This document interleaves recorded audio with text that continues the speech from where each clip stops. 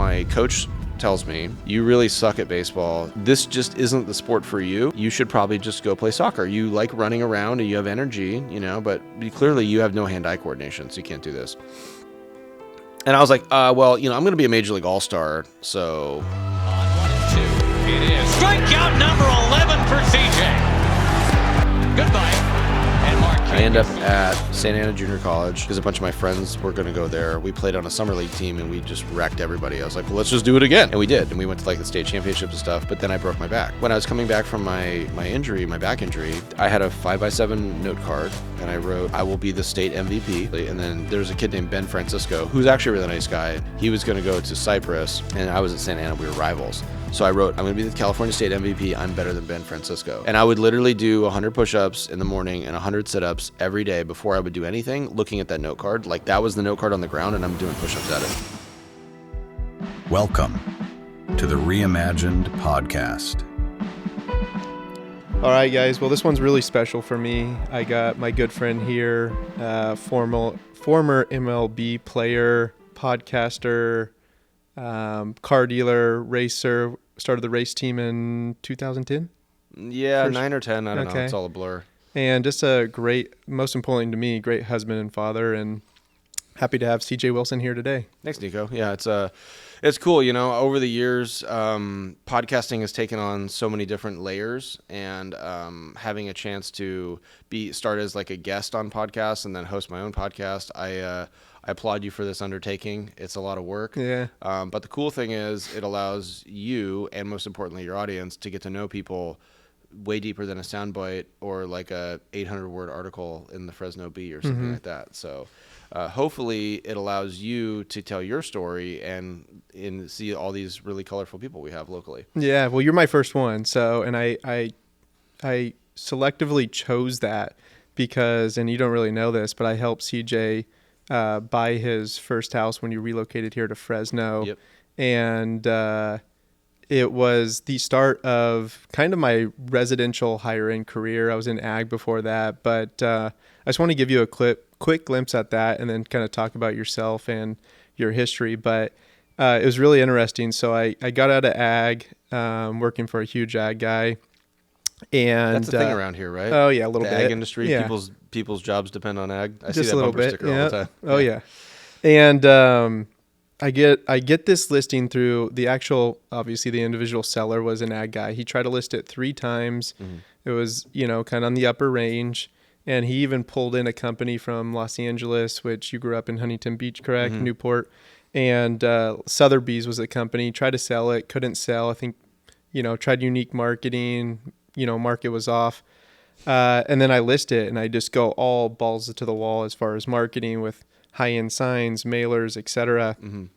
And I get a request to show it. Obviously, ask for the pre-qualifications, and I see your name, and I was like, oh, man, let me do my research.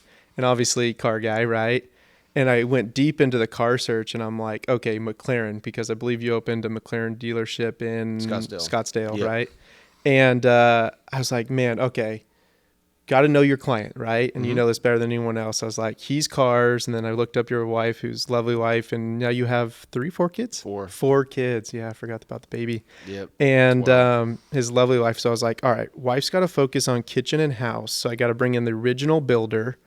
And then CJ loves cars. And this was was it like a tandem 6-car garage? It was like 3 wide and then 2 deep. So, yeah. And then there was like a little motorcycle lift in the back and everything. And I remember when we first saw it. So this is the thing, like rewinding a little bit. Yeah. Uprooting from Orange County to come here for the car business, right? Mm-hmm. Post baseball career. I decide I visit Fresno in like maybe June or July of 2016 when I'm trying to do the deal with the seller for the stores. And I'm like, okay, well, where am I going to live? I don't know anybody here. I have no friends in Fresno. I know literally nobody, right? I have no connections, and which is very strange for me because I had been living in between Orange County or LA, where I know a lot of people and grew up, and then Dallas, where I played baseball for 10 years, so I know kind of everything. Yeah. I have a place to go for sushi. I have a place to go for meat. I have a place to go for the freshest fresh fruit or whatever. And I've got realtors and I've got buddies and furniture stores and art stores, like literally whatever. I mean, this is my life, right? So then I come here and Liz and I are like looking around, going like, all right, legit square one, have no clue. Yeah. So we start looking, and the seller of the dealership had driven me up Van Ness and was like, hey, this is the most baller neighborhood. And I was like, wow, these houses are huge, just like Beverly Hills. And then, I don't know if the house was originally for sale when I saw it or what it was, but I was looking at some places trying to figure out, okay, I want to be close to the stores because it's my baby and I don't know, how often I'm going to be needed there. And because I was like, oh, I'm just retired. I'm just going to own the super and like, hey, everybody, super thanks passive. for buying cars. It's super passive, yeah. And so really it was the proximity to the dealership, number one, that was essential. And then number two, like you said, as a car guy, coming from Orange County, where I needed to have like a warehouse and all this other stuff just to have like a third car. It was awesome to have that set up with a little courtyard and everything. So it was really a case, like you said, where assessing the needs, it was the house that really met our needs. But do you remember I had to call a friend who I knew's dad had a McLaren, and I knew that you would question the driveway because it was so steep, and you had that P1. I don't know if you still have it. Yeah, and no, I don't have that anymore. But yeah, it was kind of a wacky setup, and but it was perfect at the end of the day. And I think I was really impressed with the way that you handled the process, because you were handling me. Yeah, it wasn't like you were handling a transaction, and I think that's back to what we were talking about before we started filming. Right. I have a background as, from sales. Before I played baseball, I worked at Nordstrom selling clothes. And so they kind of ingrain it into you to just like assess the person. Right. Like assess the person you're talking to. Like you're going to come in, you're wearing boots, I'm wearing boots, you got jeans on, you know what I mean? We're both wearing coats. We're both wearing watches. So like there's a style thing that maybe we can vibe on that we'll have the same kind of ideas. But like you said. But you're recognizing that. Yeah, you recognize that and you start to kind of pick that up and you're like, okay, well, I Googled this guy and he's got like a car collection. And guess what? This is like a car collector warehouse kind of garage setup, and this is really neat. And so those little things really helped it. But I think, ultimately it was the flexibility, and you were able to work on the sellers, because I don't know if you remember this, but we rented that place before we bought it, because I was trying to convince my wife that everything's going to be okay, right? Like things are going to be fine. We're moving to this place. We don't know anybody. It's like, apparently it's all about farming here. But we're going to be selling cars, retired from baseball, being parents, because we had one kid at that point and we didn't have the second one yet. We were, I think she was pregnant at that time. Yeah. I think we were like contemplating or just, whatever. So, when we actually closed on the dealership in like February of 2017, we had rented the house, and then it was a rent to buy. Yeah, it was a rent to buy situation. But you being a more flexible person, and also a younger person, I think you were determined to get a deal done because you understood that I was like all in on Fresno at that point. And you like kind of, it seemed like you had sort of assessed that I needed to sort of work my wife, into the idea. And then, it all kind of worked out. But we ended up like, painting the house and doing stuff to it, because it was kind of goth, but the bones were awesome. It was dark. Yeah, it was dark. It was. No, that's what I was really impressed, and I appreciate the feedback. Is in over our friendship, the last So that what year did we buy that? That was 2017. So it was 16. It was like November of 16. Yeah, so almost 7 years of our friendship. Yeah. One of the most intelligent guys I know. And I actually did a lot of research and getting to know you more. I think was it your grandfather or great grandfather that taught you a lot of math and equations when you were younger? Yeah, my grandfather, Eugene. He was a naval officer and then taught at Annapolis. Yeah. Taught calculus at Annapolis, which is like really intimidating when you just roll that out there. Yeah. And having that guy around you all the time. I mean, imagine he's like keeping track of my stats in Little League. You know what I mean? Awesome. And he comes up to me after the game and he's like, okay, there was this many pitches, this many off-speed pitches. He's like statistically, and he wasn't a baseball guy, but he sort of just took a statistical analysis at every aspect of his life. That's amazing. He was convinced that he could like win the lottery. He counted cards. Yeah. You know what I mean? But he played the lottery and won the lottery multiple times, but like for $1,000 at a time or whatever. Yeah. Because he had this whole number theory. So I just remember I went to his house one time, and this is just an example of like how how I was raised or whatever. And it was like they would just dump Legos on the ground, and then they were like, okay, they should be good for 45 minutes. Right? And I would just like build stuff. But my grandfather would, and this is in the 80s, he had these, in early 90s, he had those printers, that had like the reams of like the rollers on the side with the dots typers, or whatever. Yeah. Like, yeah. So he would print out the lottery numbers as like an Excel spreadsheet. Wow. And he would look at it and like vibe out like it was a Magic Eye poster and be like, look, there's a bubble. Like this grouping of numbers hasn't been picked soon. So he would like go pick the numbers. Wow. So imagine this dude, rolls in with like, how old were you when you were kind of watching all this? oh, this is like 8-10 years old. Yeah. And he like rolls into 7-Eleven, and then buys, it doesn't do quick picks. He buys like $20 worth of lottery tickets. And he's like, okay, I want like 7, 16, 19, super 32, specific with like his numbers. specific, and then he's like, and he would do all these different combinations of like these various numbers that he felt were like in the bubble. Is the way he called it. Because statistically, it's all supposed to even out. Now, my grandfather was not a conspiracy theorist. He was in the Navy at one point and stuff like that. So he was not. Like, I'm a conspiracy theorist. So I was like, hey, Grandpa, this is rigged, right? Like no one wins the lottery, man. Like, this is a rig. So that's the way I am now a little bit. Yeah. So it's kind of funny to see how that generational, like, analysis changes. The lenses get tinted over time, I guess is a good way to say it. Yeah, for sure. But he was huge inspiration for me. And he passed away when I was, I think, in my first full season. So I'd been in a partial season of the majors. Yeah. And then my first full season was 06. And then he passed away in 06. Yeah, sorry to hear that.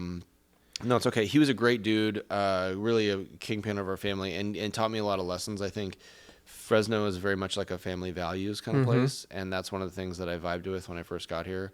And I carry a lot of his wisdom and inspiration with me in my decision-making process today still. Yeah. So I got his name tattooed with like a little, thing on my arm. And it was funny because my grandma was like really anti-tattoos because one of her sons, my uncle, got a bunch of tattoos.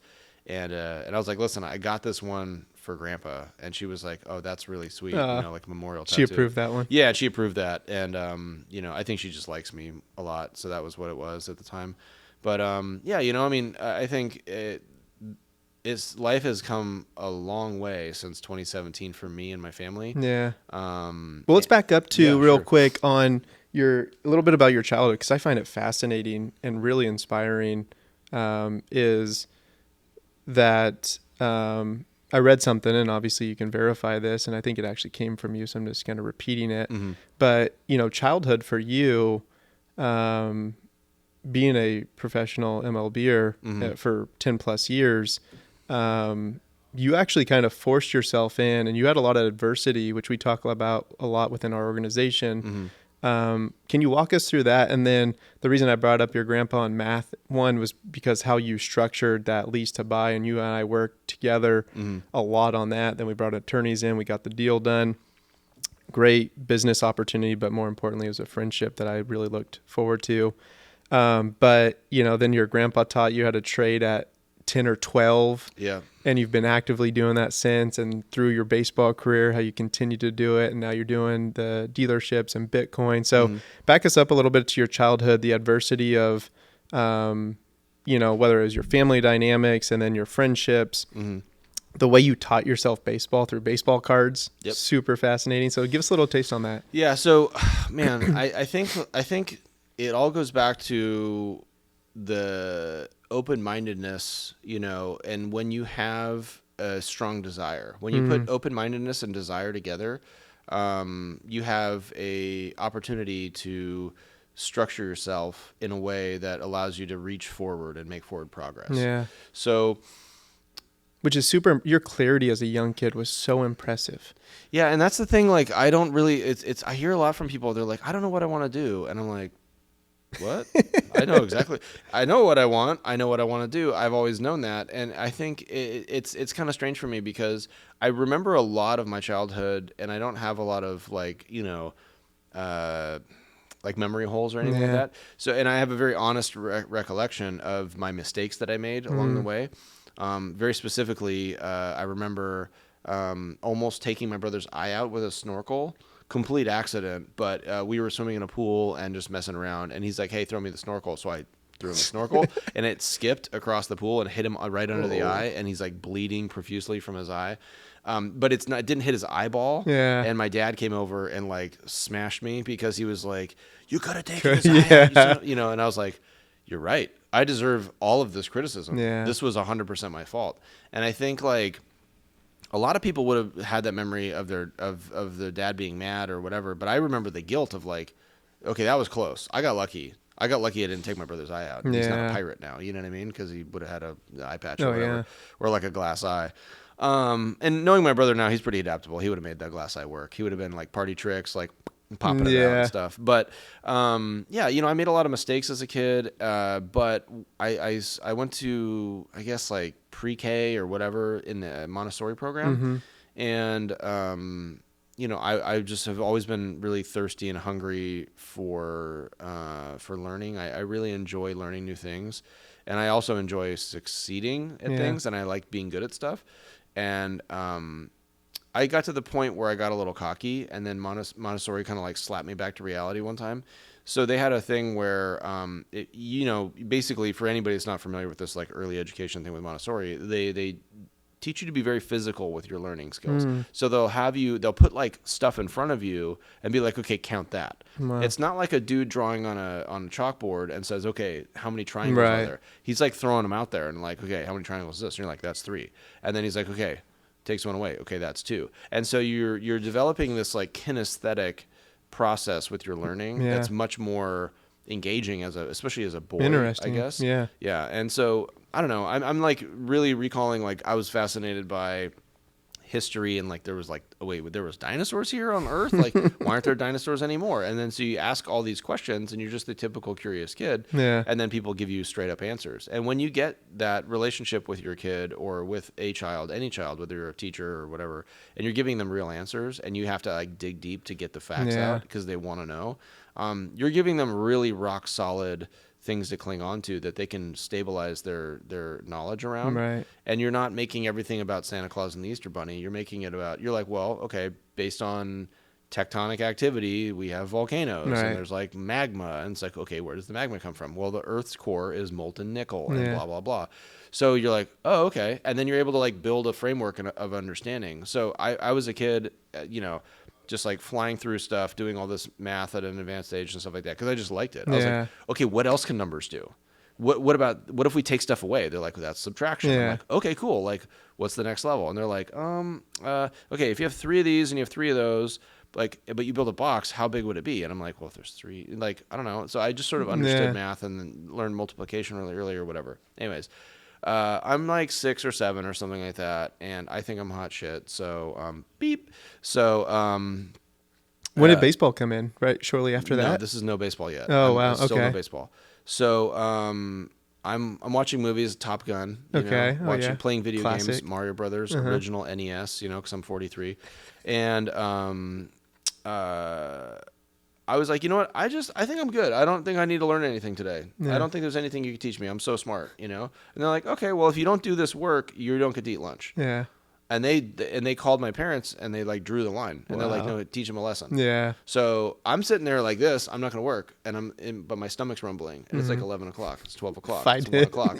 Yeah. And I'm just like, I'm not going to give in, right? And they're like, we're not going to give in. And we're adults. Yeah. We already ate lunch. And they were like, ate their lunch right in front of me. And it was a weird discipline thing because it wasn't any kind of like, you know, you hear these stories like, oh, the nuns hit us with a ruler. You know, like this old school stuff that you hear. It was just like a psychological war. Right. And I realized, okay, if I want what I want, maybe I do have to jump through some of these hoops sometimes. And I just sort of saw the world like that after that event. So I eventually caved. I did my math homework. I did my history homework or whatever it was that I had to do. And then I got to eat and I smashed that lunch. And like I think it was to the point where I was looking at the clock going, I get picked up at 3 o'clock.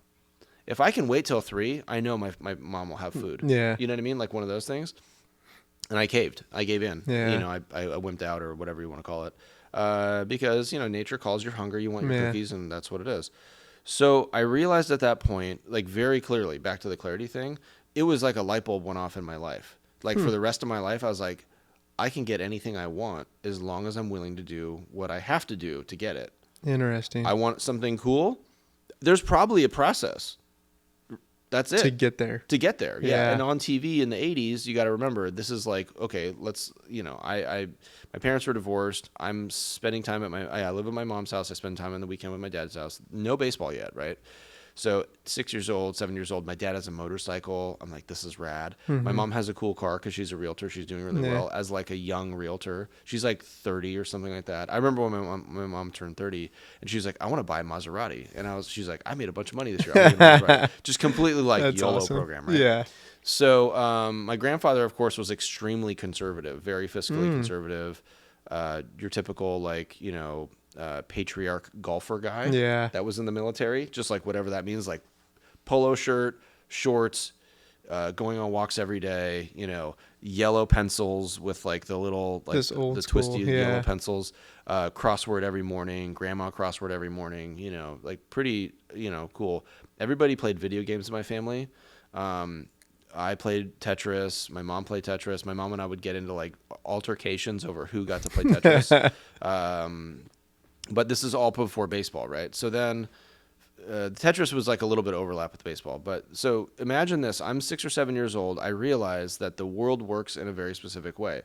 Whatever you want is real, right? You want a Ferrari, you want a cool house, you want a pretty wife or whatever. There's a process to get there. So you just have to figure out like, what are the steps? Yeah. And so literally, what are the steps?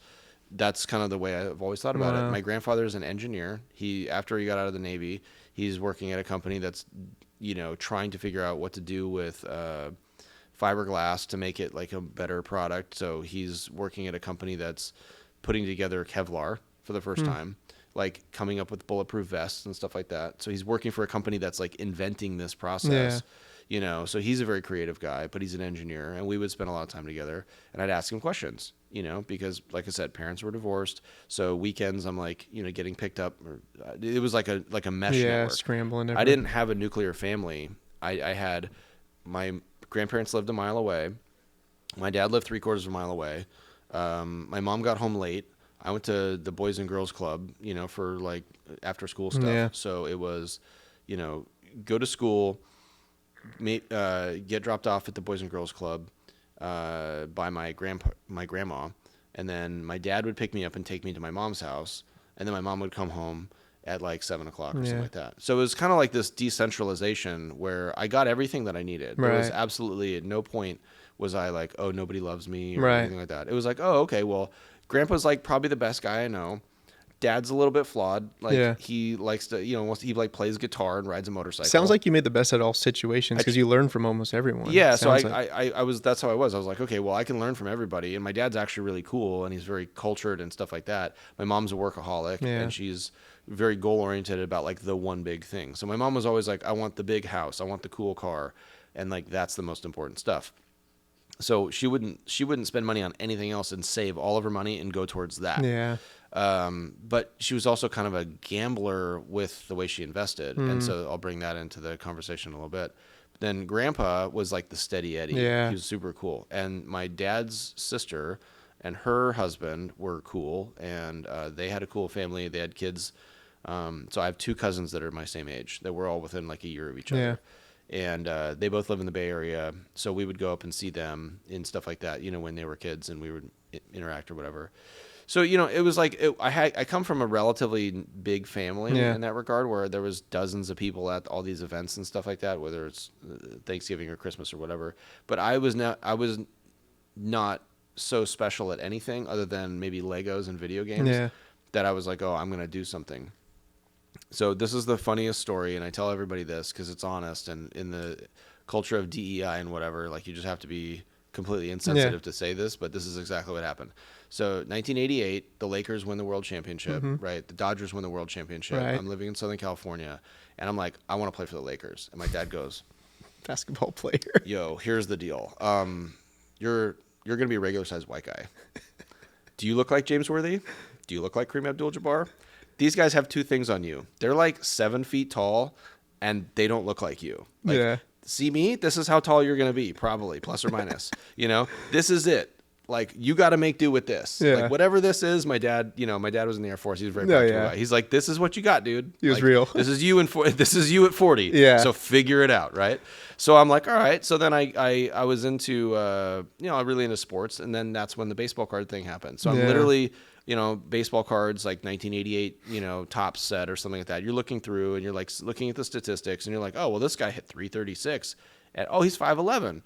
Well, my dad's like 6 feet tall. Oh, that's cool. So like, wait, you don't have to be a giant to play baseball. So then I was like, oh, it's just like regular sized people. And yeah, there's white guys, black guys, Venezuelan guys, Mexican guys, Japanese guys, like, people from everywhere. Yeah. And they're like 5'5", 6'5", Randy Johnson 6'10", Nolan Ryan throws 100. Like, there's a complete diaspora. All over the place, yeah. All over the place. You could be anything.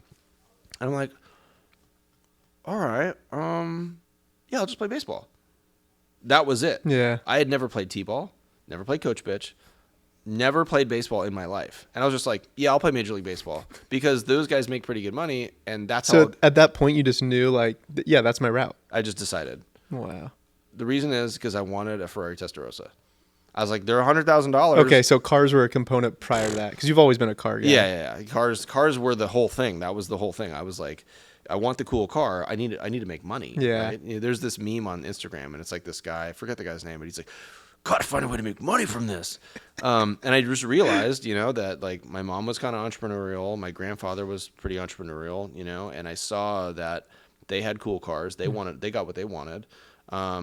My dad was always into cars, but he had never had like a Porsche or something like really flashy. He always had like a vintage Mercedes or something that he was, fixing up, or it was like in perfect condition. And he was like the guy that like keeps the car perfect. Right. It's like, oh, it's raining outside. Oh, no, I will not take my car outside. Oh, there's a puddle. Ew.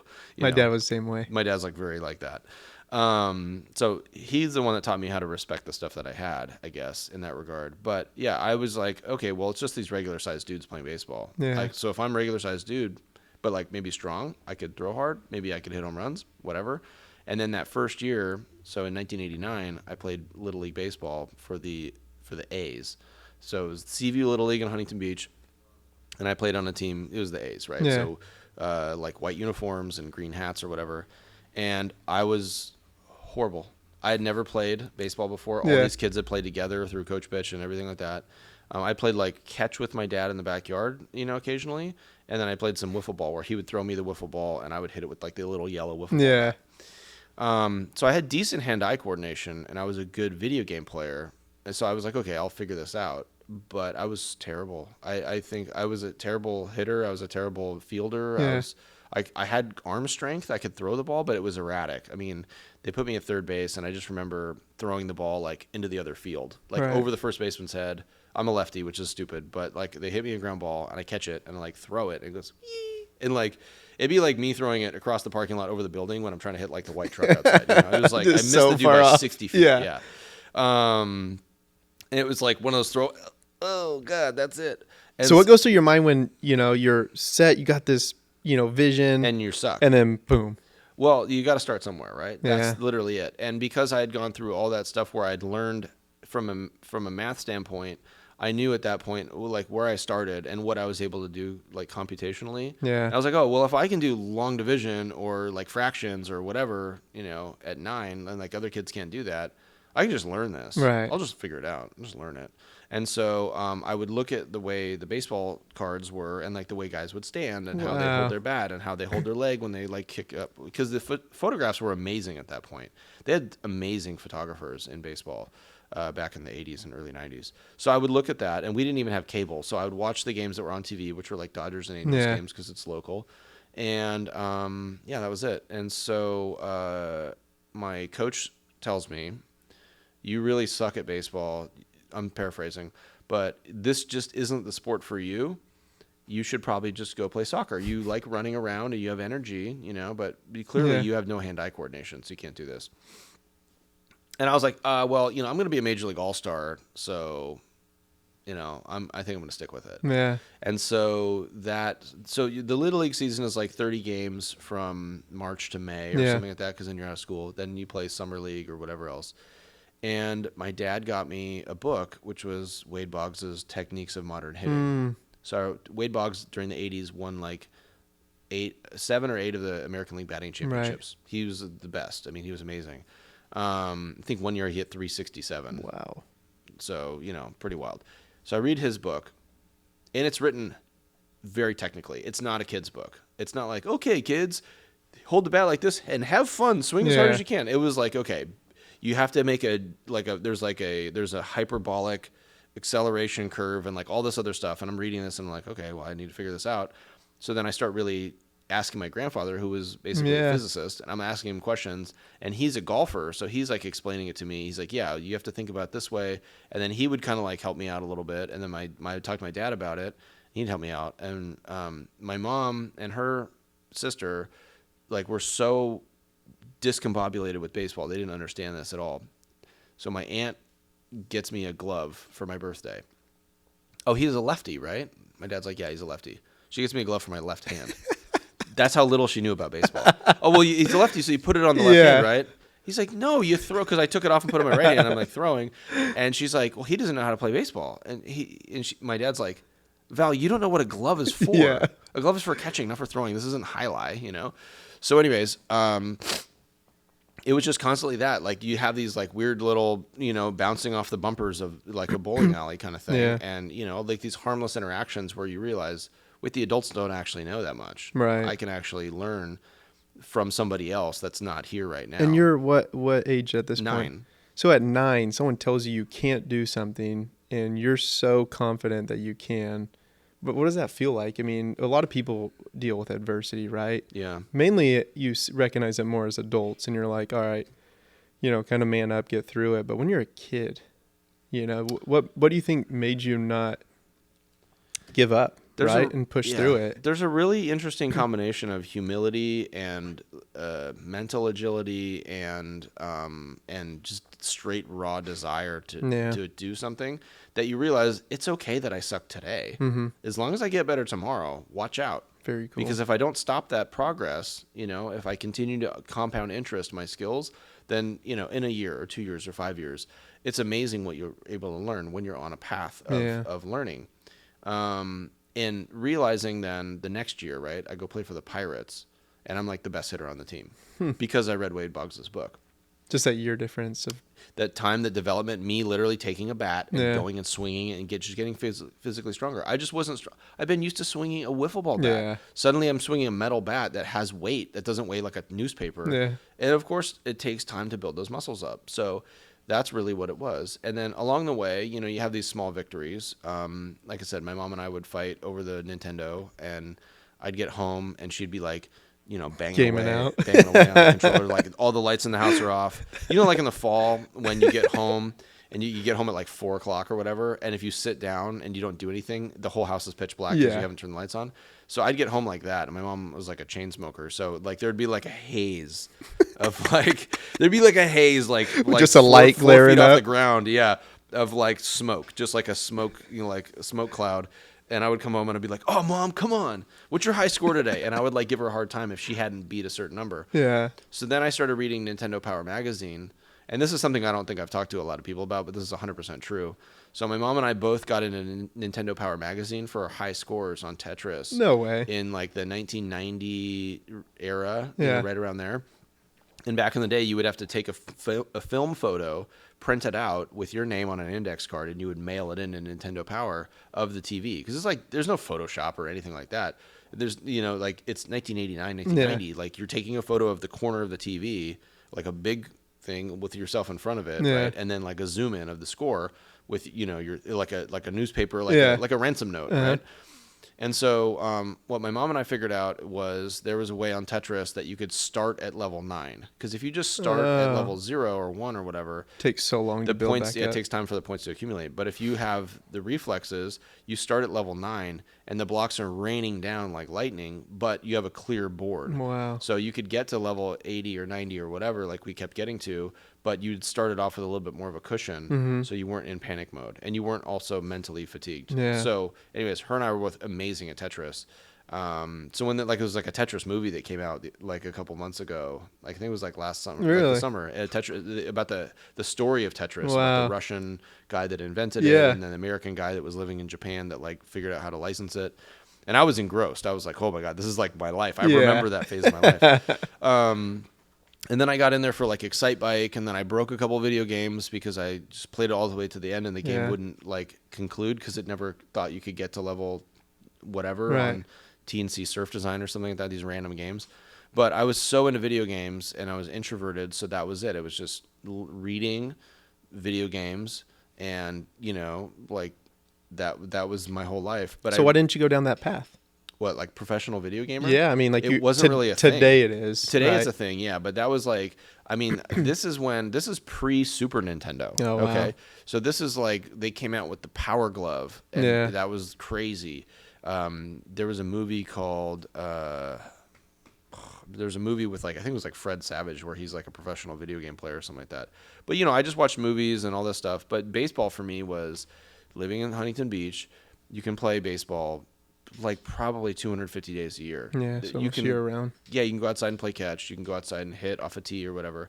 So everything was about baseball because I had committed to that. And then once I had sort of proved that coach wrong, because the next year I was one of the better players, it was really easy for me to say, okay, I got a notch in my belt. Like I knocked that guy. Yeah. He's wrong. I'm right. I'm going to keep getting better. And then I just kept getting better and better and better. But it was basically me digging into the knowledge base of it, where I would read a book. I'd read Tom Seaver's pitching book, which was given to me by a coach. Then I read. So constantly learning the game, reframing the game. Yeah, how you play it. Because like baseball is repetitive, and you have to take the repetitions. You have to do it. It's just like golf. You have to practice your swing over and over again, or you have to throw. The problem is you can't throw forever. Your arm will fall off. Right. You'll break something. It's a lot of your arm has to recover. It has to heat up, cool down, and then adapt. You know, just like lifting weights. So you actually didn't choose to want to be a pitcher, from what I understand. You're just like, no, I'm a hitter. This is funny. So I'm like 12, and there's a guy on my brother's team. So. In my brother's grade that we played against. Okay. And his name was Justin Fortuno, and the guy's name was Tim Fortuno. Tim, at the time, was either just ending his major league career or just beginning his scouting career or something like that, but like sort of in that window where he was in his late 30s. Yeah. His son was then 10 or 11 years old, and his son was a good player. And my brother and I were on the same team. We were in the Pirates. I pitch, you know, I hit or whatever. And this guy comes up to me after the game, and he said, hey, you know, I'm a major league pitcher. And I'm like, oh, yeah, I know. I've heard about you. You're, you know, I think he was on the Angels at the time. And he goes, I'm a lefty just like you. I was like, oh, cool, man. Like, that's awesome. Yeah. And he goes, I think, like, with some pitching lessons, you could be an amazing pitcher, and maybe even, you know, you could go really far, and you know, you have a really good arm or whatever. And I was like, oh, that's cool, but, you know, I'm just gonna hit. Like I just pitched to help the team win, but I don't really like it. I don't really want to pitch. And he was like, professional pitcher telling you. He was like, really? And it's so funny to me. It's hilarious to me because he liked that I was confident. You know what I mean? And I thought it was really flattering that he came up and talked to me, right? Yeah. And that was the thing. Like I just got to the point where if it was in my field of vision, you knew I was okay talking to anybody. Like if a Hall of Fame baseball player came up to me, I would talk to him. Yeah. But if it was like a pretty girl from class, like nope, like swerve. No. Was that the introvert in you? Yeah, that was the introvert. Yeah. But it was because baseball, I felt in my depth there. Yeah. I knew who the players were. I had all their cards. I knew their stats memorized. You know, because it's like all you do. I mean, just imagine like no cable television, just a Nintendo. Yeah. No, you know, no internet. Right. This is pre-internet. So it's just me just studying constantly, and it was fun. And but it wasn't always smooth sailing. So you went to junior college and then LMU? Yeah. So my mom, being a degenerate day trader, YOLO'd my college fund into a company. Like most realtors. She YOLO's my college fund into a stock that she knew the company somehow. Yeah. And that company went out of business, and she lost all the money. So it was like $1.80 down the drain. Wow. Now I got into like Ivy League schools. I went to a bunch of these like, you know, prospect camps or whatever. So I was recruited to go to these schools, and I could have walked on at lots of schools, but I didn't have a scholarship offer. Right. So it was like my halfway through, I'm trying to think of like specific timing. So between junior and senior year, I started getting some attention. At that point, I had already gotten all my SATs and everything out of the way, and I got really good scores. And I was like, okay, I can get in anywhere, you know. So I sent off letters to Dartmouth and Stanford and Pepperdine and some of these other schools, just sort of randomly. Like I got a random letter from Dartmouth after I took my SAT, and it was like, would you want to come to New Hampshire and do an Ivy League? And I was like, dude, this is like this place looks like The Shining. I don't know. It's just kind of sketchy. So I decided, I want to stay on the West Coast because of the weather or whatever. And I was talking to some baseball schools like Long Beach State, Fullerton, stuff like that. Anyways, mom loses all my money, my college fund, and as she calls it. And so then I was like, all right, well, I guess I go get a job, and I guess I got to go to junior college now, because it's all the money we have. And she wouldn't ask my grandpa for money. My grandpa had the money to send me anywhere. And she Too prideful, you think? Oh, yeah. Yeah. My mom was really all about that. So I end up at Santa Ana Junior College because a bunch of my friends were going to go there. We played on a summer league team, and we just wrecked everybody. I was like, well, let's just do it again. Let's do it again freshman year. And we did. And we went to the state championships and stuff. But then I broke my back. Ooh. I broke my back my freshman year of college. Doing what? Playing baseball. Wow. Yeah. And so that was my first real big physical injury. I'd had a shoulder issue where I had to sit out for 6 weeks or something like that, but nothing really major. Nothing where I was really concerned about my future as an athlete or just as a regular person. But when you go to I literally went down like a bag of hammers in the middle of a game because I swung at a ball and then I just popped. I had what's called a spondylolisthesis, which is where one of your spine your sort of spine and disc combinations is too loose and it's at an angle, and so one of them slips forward and then the other two smush it, drop down. Wow. Yeah. So I got smashed, and then I'm and so I had to get put in a little bit of traction, but no surgery or anything like that. I had to wear a brace for 6 months or something, 5 months maybe on the brace, and rehab and stuff like that. It was pretty brutal.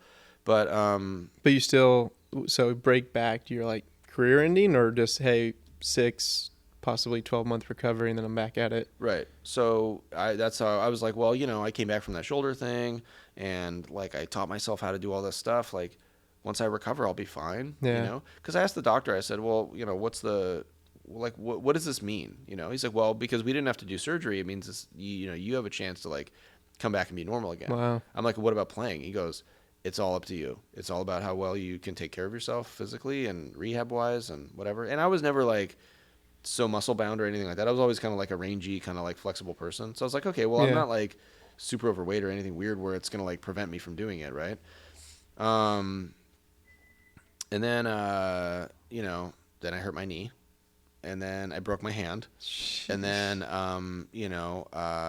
I made it through all those things, but I was like, if I can get through the back injury and the knee injury, these are easy. These are whatever. This is no big deal, But for me, it was adversarial. I had people that were, in front of me on the team or at other schools that were always ranked higher. There's always this competitiveness thing, obviously. And so the other guys were hyped up, and I wasn't hyped up. And I was like, how am I not hyped up? I'm the guy. It's me. I'm the one. You know? I believed in myself, and I would see these other guys and oh, well, this guy can run faster and he hits more home runs. I'm like, his swing sucks. He can't hit sliders, because I was always sort of scouting people. And when I was coming back from my injury, my back injury, I had a 5x7 note card, and I wrote, I will be the state MVP, and because I was staying in junior college, obviously. And then there's a kid named Ben Francisco, who's actually a really nice guy, and he went to Servite High School and then UCLA. But then after his freshman year at UCLA, whatever happened, and he came to Cypress Junior College. So he was going to go to Cypress, and I was at Santa Ana. We were rivals. Yeah. So I wrote, I'm going to be the California State MVP. I'm better than Ben Francisco. And I would literally do 100 push-ups in the morning and 100 sit-ups every day before I would do anything, looking at that note card. Wow. That was the note card on the ground, and I'm doing push-ups. So you were declaring it I will. Yeah, and it's up on our board. It says I will have all the agents. There you go. Yeah, exactly. And it's sometimes you have to look at the other people competing in the space because it is a competition. Right. Capitalism is a competition. Right. Sports is a direct competition. It's it's a meritocracy. Yeah. If you're better, the stats prove it. Right. So when I was younger, I had kids that were around that were hyped up or whatever, 12-year-olds and 13-year-olds and stuff. And I just was like, I'm going to hit a home run off that guy. I don't care how good people think he is. I'm going to strike his ass out. I was just thinking like that because I was like, if I want to be an elite level player, I got to beat all these kids. Right. They're just kids. They all still believe in the Easter Bunny. Yeah. There is no Easter Bunny. So I had to in part of my keeping it real was I have to attack these kids the way that a political opponent attacks somebody. But in my head, it was like, I'm going to tear this person apart. Yeah. But it was through competition, through sports. It wasn't through weird games where, like Mean Girls, I wasn't like trying to ruin anybody's reputation. I was just trying to take that dude be deep. the best. I was just trying to go yard and then pimp it, over the fence. So it was always me against a specific person. Yeah. 12-year-old, it was Andrew Rodriguez. 13 years old, it was Bryce. 14 years old, it was like Jeff Grady, who was like the high school varsity quarterback as like a freshman. Yeah. I dropped a bomb on him in an inter squad game, and I ran around the bases like with my arms up like I won the World Series. And he had like the hot girlfriend, and he was like 6'2", and he threw me like a meatball, and I just wasted it. Do you think there was any factor to that? I was reading one of it. It's like you were bullied as a kid, which really surprises me. And I was little. You're an advocate of I was just little, pushing against that. Right. But was that to prove those bullies like, hey, stay out of the way? Because I know you actually had to physically interact with one. Oh yeah. No, I got in fights all the time as a kid. But that's what I'm saying. Like, you watch too many Jean-Claude Van Damme movies from the 80s and 90s, or Steven Seagal, and you think you could just chop anybody. Yeah. Yeah, and it's just like there's a lot of curiosity as a kid, like how far should I allow myself to be pushed before I fight back, right? Because socially, a lot of people are like, oh, fighting's bad and whatever. But realistically, like all that does is it's like if you take the guns away, then only the bad guys have guns. Right. And so if you tell kids not to defend themselves because it's wrong to use physical violence, yeah, it is. But if they started it, then you got to defend yourself. And when kids would pick on me, I just would snap. And I'm like, well, whatever. And my brother and I would roughhouse and like play around, but I never like, it wasn't like I bullied him or anything because it was the opposite. I'd be playing video games and he hit me in the back one time with like a vacuum cleaner attachment. And I was like the hollow plastic tube. And I was like, those sting. Yeah. Pause.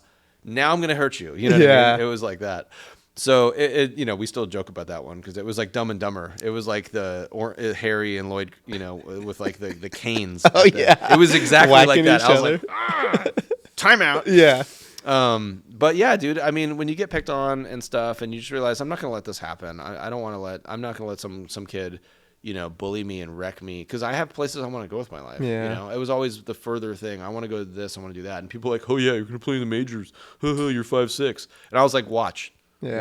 And I'm like, just ask Jeff. I took his ass deep. Yeah. You know what I mean? And so eventually you have to, you're going to get judged anyways, like I said. So you might as well just like live up to the idea that you want to be that person and just go for it. Yeah. Because if you're going to fail anyways, you might as well fail like kind of spectacularly. Oh, for sure. You know what I mean? In front of everybody, like in Yankee Stadium. Like that's a way better failure than failing, like quitting because you strike out in a Little League game. Yeah. And I had a kid that quit.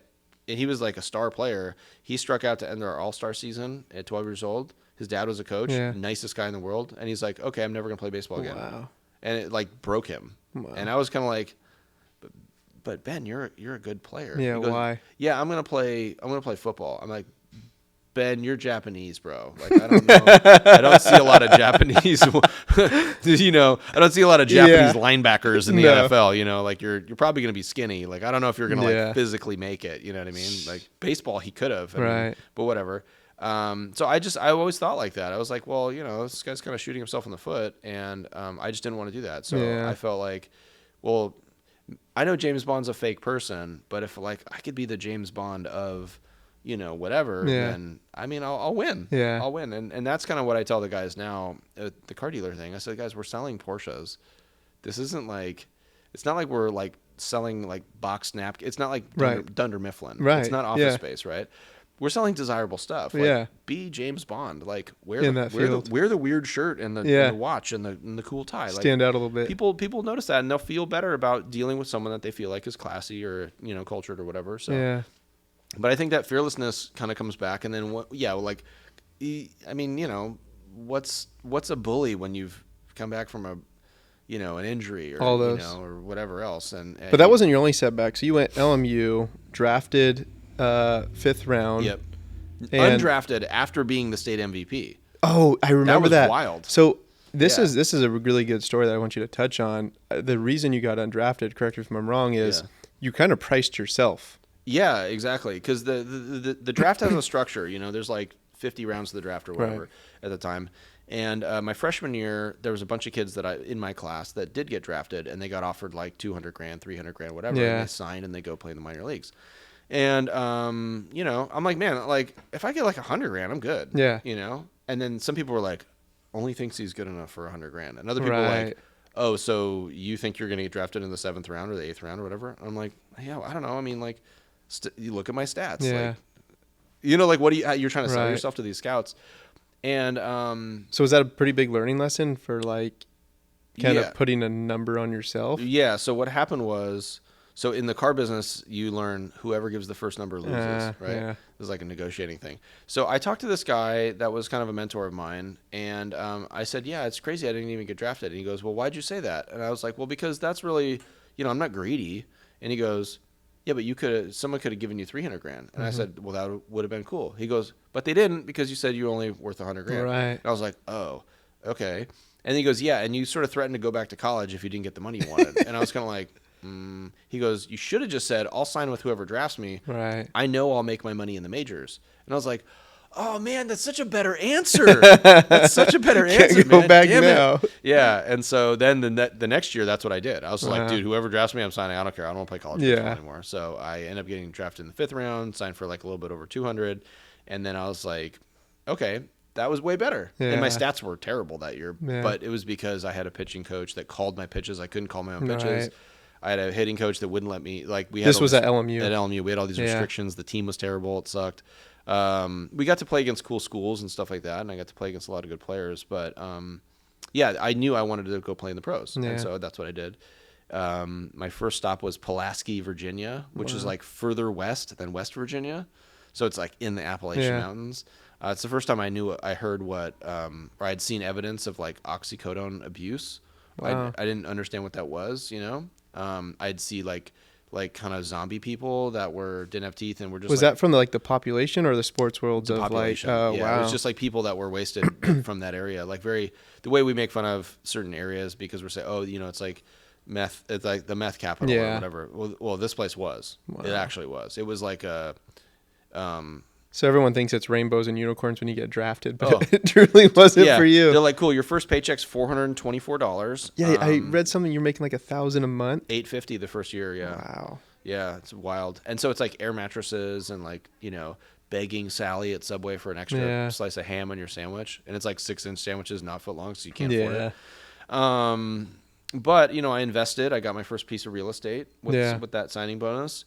I got a condo in Huntington Beach, and then I bought an air-cooled Porsche. Yeah. You know, which I heard was a collector's and appreciated in value. It did okay. You know, I put like 30,000 miles on it and sold it for like 3,000 less than I bought it for, which I thought was like great. I was like, this is a great deal. And then that condo, I debt serviced it, and you know, my mom being a realtor and stuff like that. That's really where I would say that I understood that I can be more than just one thing. Yeah, you know, very cool. I was the baseball player, but I was also now a real estate investor as a 21-year-old or whatever, 22-year-old, and I understood that I had to be patient. And as an investor, much more patient. As a baseball player, not patient at all. So I wanted to work to see results, but I knew, I just have to like start this path early enough and start building wealth slowly. Right. And then eventually, like, you know, the wheel speeds up a little bit. And I understood that because of the people in my life gave me really good advice around that. And, you know, lots of downtime in the minors. So it's like reading the Robert Kiyosaki books and reading the Anthony Robbins books and all that stuff that we all read. And then realizing, hey, well, maybe I need to start a business. Because that's the real market driver for wealth. Yeah. And then, you know, I had all these plans. I get very close to making the major leagues as a 22-year-old. Yeah. So this is 2 years in. Yeah. So I'm like a year and a half into the minors, and I'm, you know, one of the top 3 or 4 pitching prospects in the organization at that point. And I don't get called up. My teammate does from AA. He pitches like 4 innings or something like that at the end of the season, and I'm chapped. Like adversarial again. I'm like, okay, now this sucks. I get in an argument with one of the coaches over some stuff, and I become a discipline problem suddenly because I care about myself too much. And I'm Interesting. like, well, I'm working health or just like I'm working really hard. Like, I don't understand why Yeah. that's a bad thing. And they're like, you need to have more fun when you play. I was like, that is the stupidest thing I've Yeah. ever heard in my life. I need to win more games. I need to strike more people out. Yeah. That's what I need to do. That's what I need to Numbers- focus on. numbers It's person. winning, dude. Yeah. I'm here to win, not make friends. All my friends are back home in Orange County. And he goes, fine, why don't you go hang out with them? Just see you later. And like kicks me out of the fall like instructional camp. Wow. We get like an argument. It was really funny because they wanted us to coach the other players. I was like, that's your job. My job is to make it to the Yeah, majors ahead to of that play. guy and win in the majors. Yeah. This guy's not my teammate. Like, I don't care about him, And they wanted us to sit there and scout the players and then go up to the players afterwards and be like, okay, Nico, here's your report. If you did this with your slider would be better. But I'm like, well, then Nico could be better than me. Yeah. Like, there's only 25 guys in the big league team and we're all in the minors. Yeah. Like, screw that, Weird. No offense, Nico, but like, you got to figure it out. So I'd be friends with like the hitters or Yeah. the catchers or the shortstops.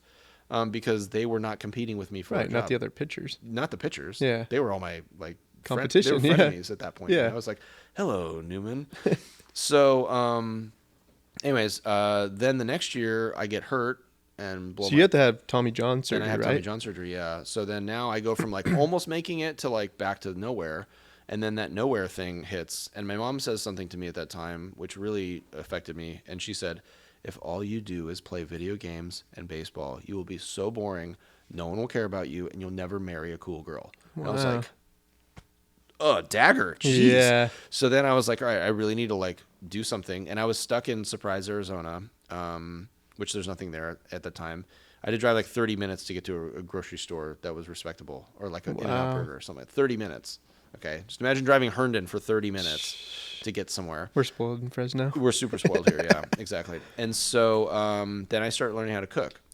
And then I get really into cooking and I'm recovering from injury. Yeah. So then I get into all this other physical therapy stuff. I'm reading books about this and everything. And that's when I got back into I can absorb anything. Yeah. So I would go to Well, pause real quick. Yeah. Isn't there a big turning point? And I just find this really important because there are certain decisions in my life that I made that I think are key components. Mm-hmm. And one of them was when you were having surgery, the team allowed you to use a team doctor compared to an outside doctor. Right. And you did extensive research. Yep. And that one choice, yes. because there was another pitcher with you. That guy that made it to the majors ahead of me. Yeah. We were teammates. We're the same age, roughly. He Yeah. gets called up, makes it to the big leagues. I don't. We're both back on the same team the next year because he doesn't start with the big league team in 2003. We start with the same team.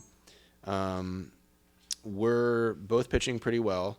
His arm starts hurting. He gets surgery, Tommy John surgery, in like May or June of 2003 from the team doctor.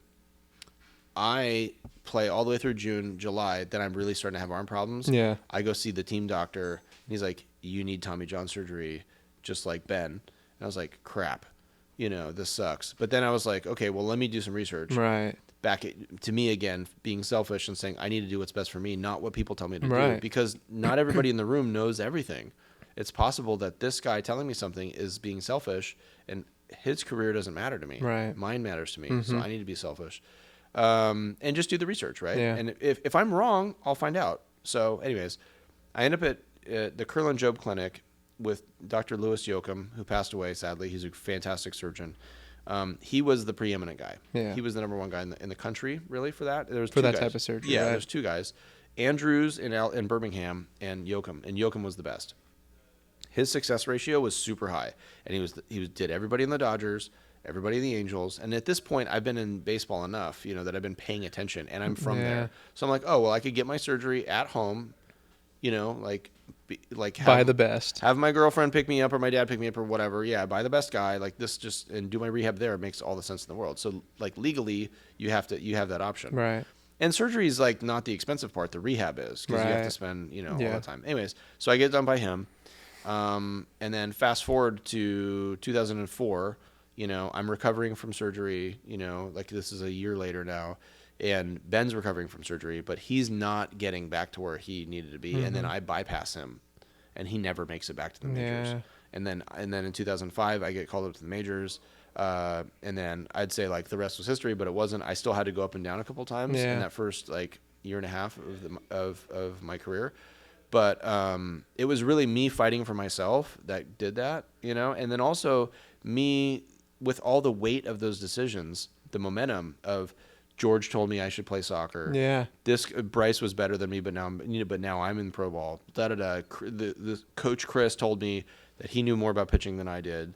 Guess where I am? You know what I mean? So it was amazing your will to succeed when being told no. You just have to evaluate where the no's are coming from and why the no's are there. And like, if you wouldn't switch places with somebody, why would you take advice from them? Right. And that was a big one for me. Like I would take parenting advice and any advice from my grandfather, not necessarily baseball advice, but investing advice, parenting advice, whatever, because I loved him and he was great at those things.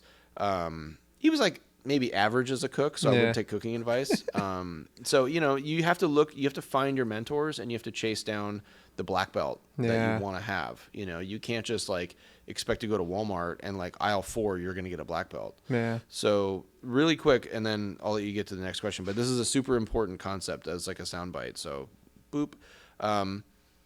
Somebody calls the karate studio or the kung fu studio or whatever and says, hey, just quick question, I've never done martial arts before, how long does it take for the average person to get a black belt? Right. And then the guy on the phone that works at the dojo goes, nope. He goes, what do you mean? Like 5 years, 10 years? He goes, no, actually, the average person never gets a black belt. Right. Because if you get a black belt, you determine that you're not an average person. And the guy on the other phone goes, oh, wow, okay. That's a complete, like he's thinking it's just a matter of time. Right. It's not a matter of time. It's a matter of expertise and commitment and pain and all that stuff. And so the average person never becomes a black belt.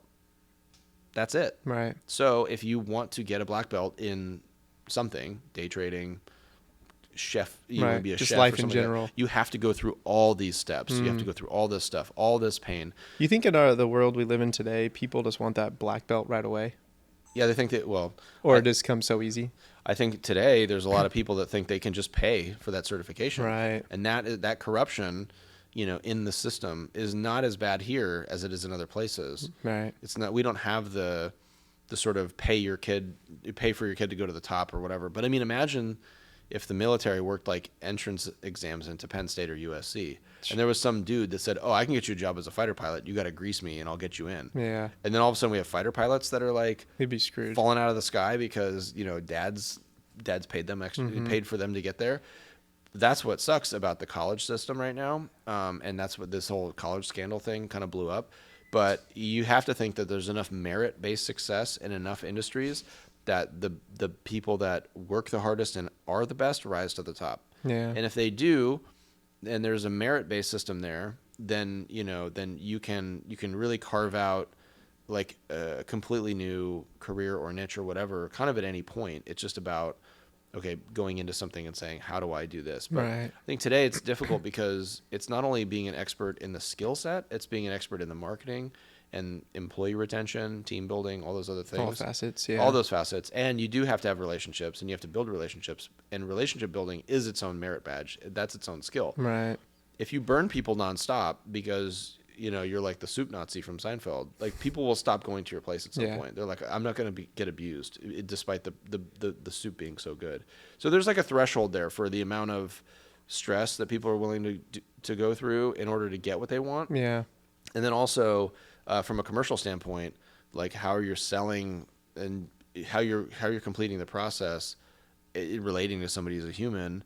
And I think that's where the people, I think, that are in our generation are going to have the biggest challenges. Yeah. Because they think they can just, and I hate saying this, they think they can just chat GPT away. Yeah. And then that's going to succeed for them. But it's like, no, you still have to know how long to stir the dough for before you put it in the oven. You know what I mean? Like you have to know how long it has to sit for, like how to process that.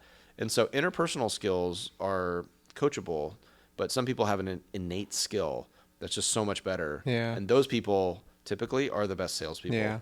Realistically. So there's just a certain extroversion that they can program for themselves.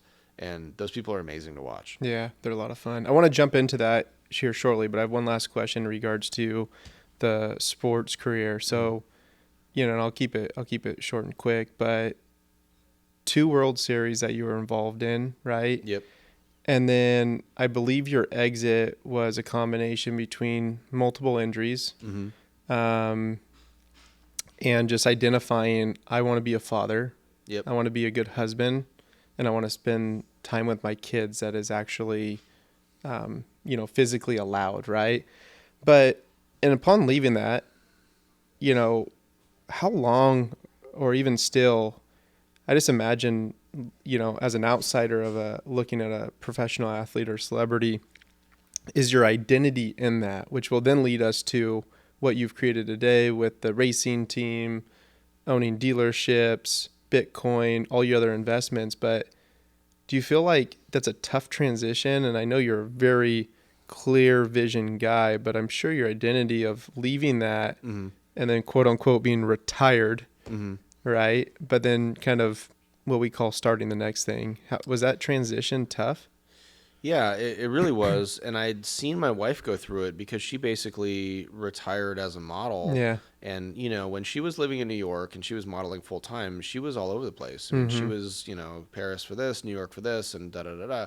So when she gave up that life, I saw what it did to her, and I saw that it took time. It was tough? Yeah, it was very tough for her, because she was very gainfully employed. I mean, she's making hundreds of thousands of dollars a year as a model. She was on the runway of Victoria's Secrets. Yeah, she had like her own thing going on, and I think for women especially, it's very empowering when you're getting a big paycheck, right? Especially when it's something that you enjoy doing. And although the modeling industry is very sketchy, she was very good at staying away from that because she has the same kind of I'll call it aversion to nightlife situations that I do. So she's, Yeah, I love that purity that you both have. Well, yeah, I mean, I was very lucky to see people fail and get addicted to things as a kid. And so I saw that and it was like, okay, that's just not an option. I want to be a baseball player. I can't be addicted to smack. It's just not going to work, right? Yeah, I love that. And I want to touch on that real quick because I find it really important as far as, we both come from addictive personalities and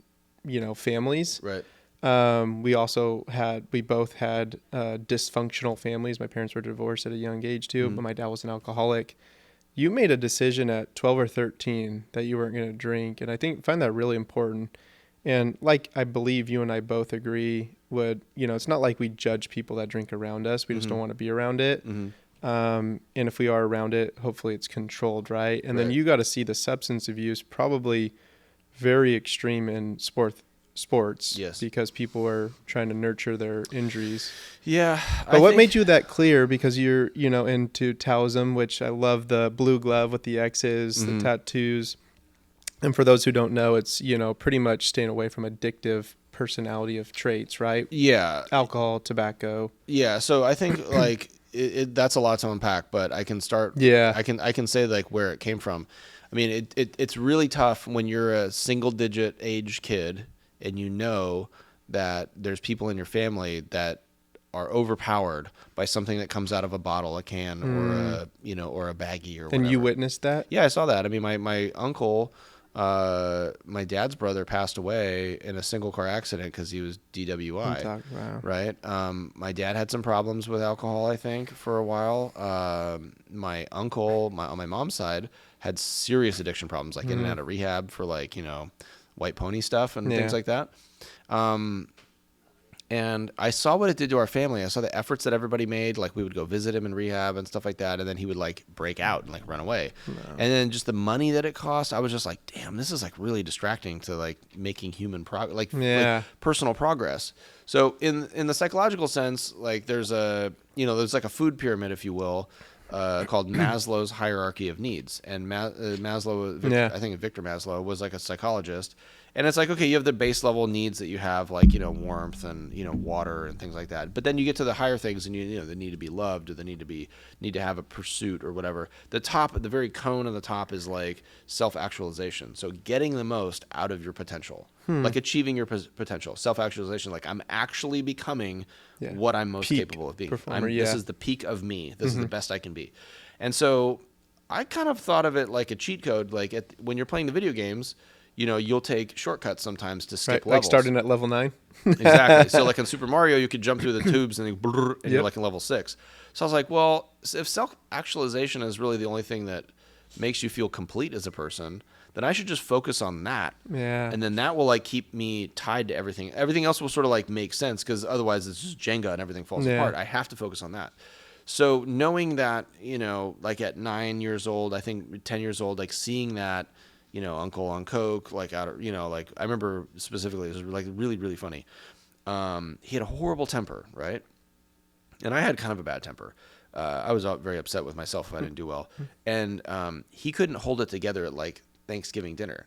And so grandma asks him a question and he's like, and like punches through a wall and just leaves. And we're all like, whoa, what's wrong with Uncle Jeff? And they're like, oh, yeah, well, he's got like a drug problem.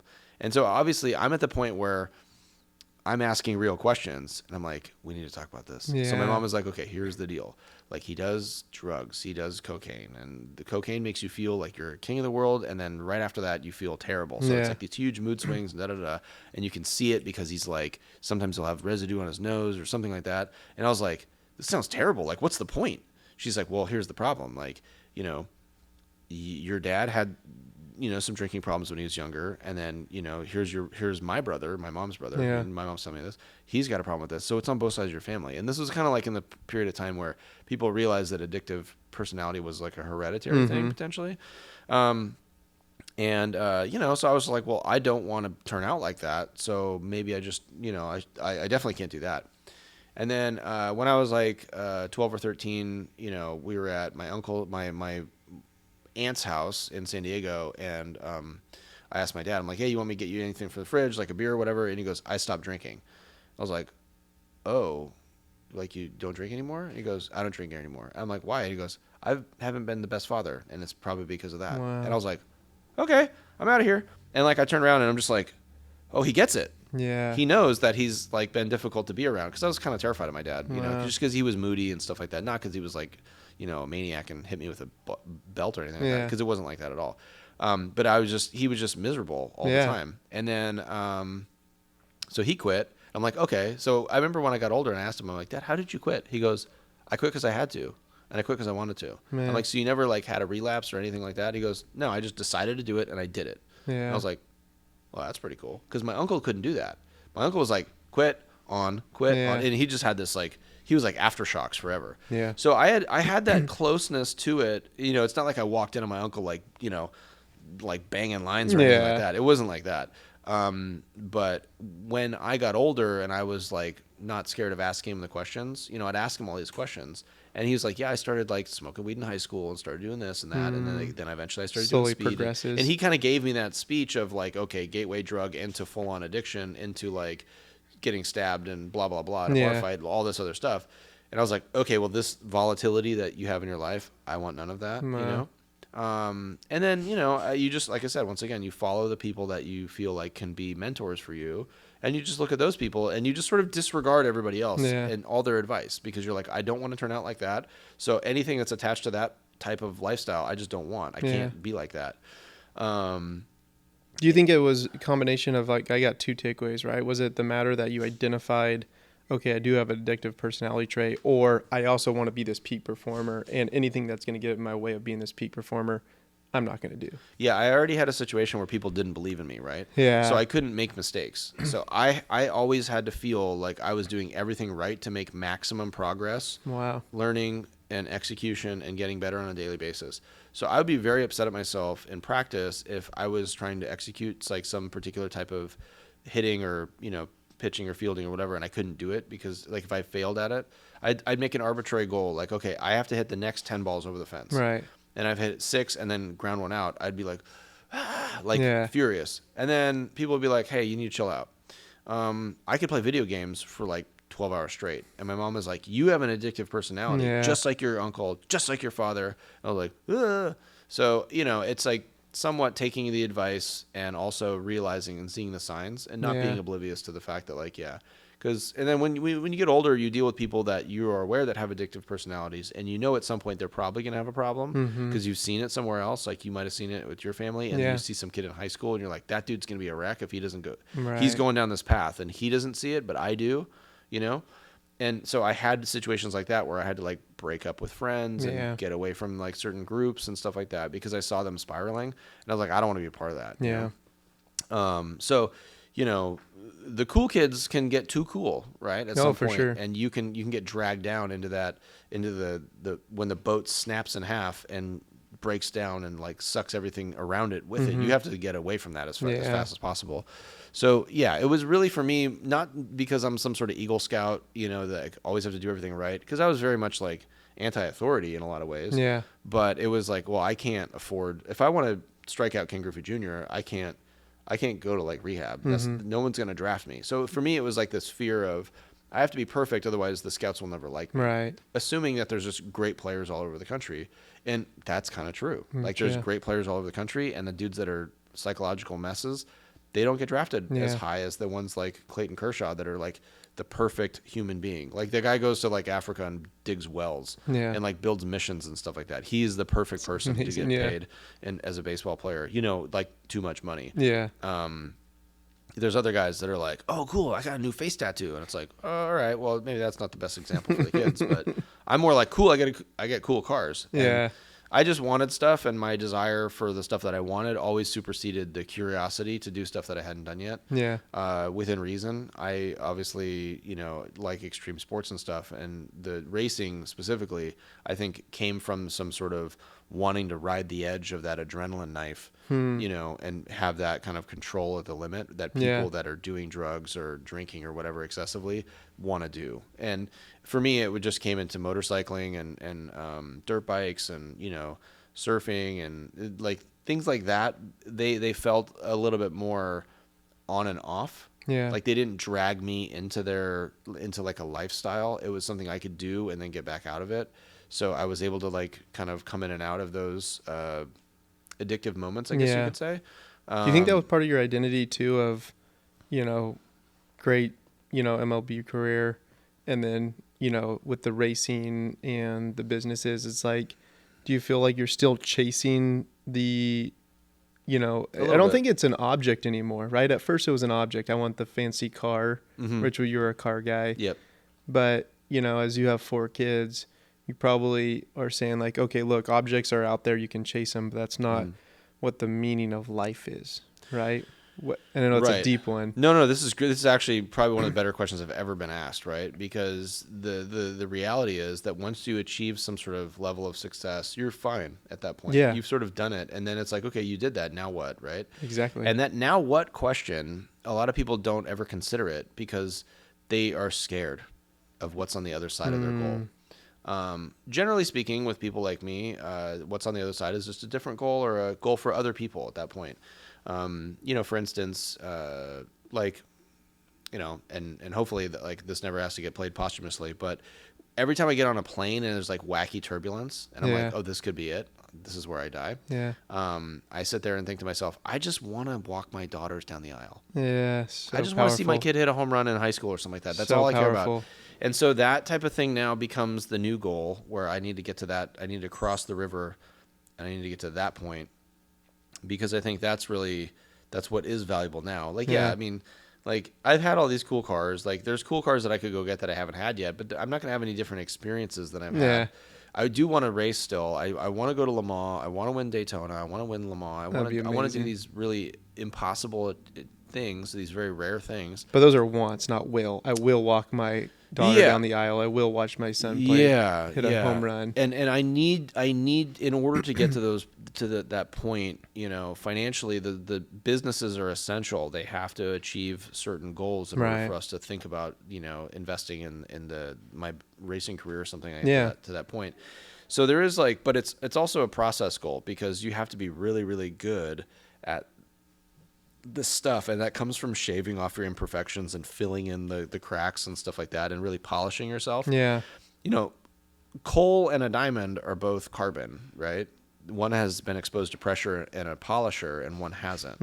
And whether that polishing and that pressure takes place over 5,000 years or in a lab somewhere, it's fundamentally the same thing. Like, things that are really refined and people that have a lot of different skills and stuff like that, they really shine when you put the light on them. And people that are like really incomplete, they get exposed. And this is where reality TV is a great lesson. Well, you got a pretty, I shouldn't say harsh example, but you coming in in a small town of Fresno Yeah. and buying the Porsche, Audi, BMW dealership. Mm-hmm. That turned from a cool to a shining object, right? And Yep. because of your name, how was that? And I'm sure you're going to exemplify it, but Yeah, I think, it's a lot easier to go from a big city or a big city mindset to a small town and start shaking hands and improve a business like that. Yeah. It's difficult to go from a smaller town to a big city Got it. and start something up because there's so much just think about it this way. Like if you and I wanted to go start a pizza place in New York, yeah, where to start? where to start? Who are you competing with? There's millions of Everyone. people. Yeah. Rent is crazy, Yeah. right? So, and if you fail, it will be spectacularly expensive. Yeah. You could come to Fresno, pay very little for a very small place that there's lots of different little places around. You could start your little pizza place, you know what I mean? And your burn rate is completely different. Yeah. So the opportunity is much greater. So there's more of a learning curve, like training wheel set when you could come to a city like Fresno, and do what I'm doing, which is to take a dealership that's not that big and try to grow it. Yeah. Right? And because I'm growing it through word of mouth over a long period of time. I'm not doing crazy, wacky gorilla on the roof sales. Yeah. And it's not a joke. Like this is like very serious business. Oh, yeah. And the threat of screwing it up, like it's just like the majors. Like you go to the majors and you care so much about your career and like this is it. This is what I really want to do. And when you do fail at that level, it's heartbreaking because it's your whole life goal. Right. Your identity is tied to that What you success. set out to do. Yeah, and then everybody calls you and they're like, "Hey, sorry you lost. Sorry you lost. Sorry you lost. Hey, man, that sucked. Like, hey, why'd you throw that pitch? That was stupid." Like there's always that guy Can't imagine. that thinks it's okay to ask questions like that. It's like, ooh, really? So yeah, I think you have to figure out a way to separate your goals from your emotions and figure out how to make your goals logical and your emotions as like a driver, because your emotions are like a heat pump or like an engine, and you can keep feeding the emotions, but like a fire will continue to burn if it gets fuel. Right. So if you have an engine internally that drives you towards success, then you just have to keep giving it stuff. It could be rivals. It could be positive reviews, negative reviews. It could be being hard on yourself. It could be, unrealistic expectations. It could be mom and dad. It could be brothers. It could be cancer. It could be, broken backs. It could be anything. And you just keep throwing those pieces of wood in there, the coal or the paper or the gasoline or whatever you got to do to keep the engine moving down the tracks, So once you set your sight on something that's really far away, like I have, then you kind of you're just going. There's not really a deviation from the path. You're just going that way. Yeah. And once again, you just have so much momentum going with you that all you have to do is just find more fuel along the way. And the thing is, when you build up enough steam, you build up enough momentum, then people want to work with you, work for you, be your customer. They want to be because they like you and they've seen what you've done. And no one really wants to be like, so many people are scared of like being a victim of a startup, like believing in a startup. If it fails. If it fails and I put $5,000 into the startup and it blows up, like, oh man, that sucks. But then people will go buy a $20,000 watch or go on like a $40,000 vacation to Greece or something like that, right? So when you really put it in perspective and you say, okay, what's the most important stuff? Having really quality, heavy quality relationships is probably like one of the most important things that you can do in life. And so, I'm a part of like a couple different startups that I've invested into and stuff like that. And I believe in the person, and I think that I can help the person by helping them with their marketing or helping them with their technology or whatever. And so then, it's like, okay, I'll cut a little check for this or whatever. I'm talking about local people, right? So that is a whole nother component, but a diamond is more interesting when it's polished and has a lot of facets. And in the same way, my life has like all these different angles on it, all these things that I've tried and failed. And I've realized there is a limit to how far I can stretch my creativity and my technical knowledge. They have limits. And so I need to stay within my lane to a degree, but I need to go in the directions that I care about so that I can be more successful in these other ventures. Right. John Paul and I invested in this company with him. It was like we were selling bugs. It was like a bug farm called Hermetia Pro, and he sold that to Soldier Flight Technologies. So there was like actually an exit of a bug company, which is kind of cool. And we're starting a new product now. I'm doing a deal with Vache. We're going to do a coffee roasting thing together. Yeah, awesome.